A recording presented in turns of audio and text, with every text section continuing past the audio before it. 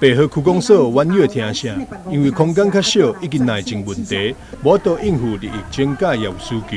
只有积极向中央争取经费，投入1亿9950万，展开原地拆除重建计划。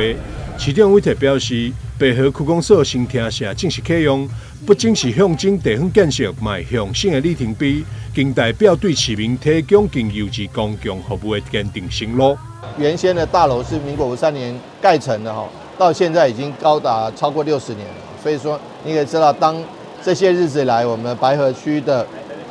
这个公务员在办公的时候，还有民众洽公的时候，真的非常辛苦。面对这个老旧又危险之余的这个建筑物，所以说非常感谢前瞻计划能够通过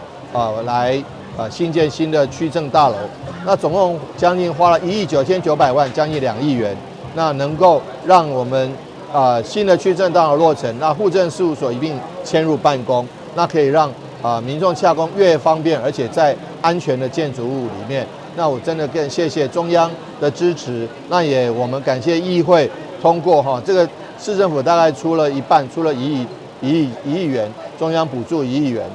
那其中的70%，大概中央补助7000万，我们市政府出了1亿3000万。那这样子能够在最短的如期如职完工，能够提供给民众最安全、最舒适的一个洽公跟办公的空间。明亮国快的环境，也让来这洽公的民众感觉到舒适好心情。来这边洽公，现在感觉怎么样？哦，非常舒服。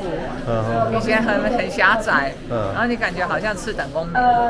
现在就有台湾1等公民的想法。新厅舍工程由陈文祥建筑师规划设计，外观融合莲花池畔的自然意象，传达出白河莲花文化延续甲活力。除此以外，建筑设计强调清河入口空间甲优先动线。新的厅舍嘛得到2024国家卓越建设奖的肯定。历史外公共艺术作品和光凝视，象征季节变换，但莲花悠然伫固定的季节盛开，持续对塔属于白河的故事。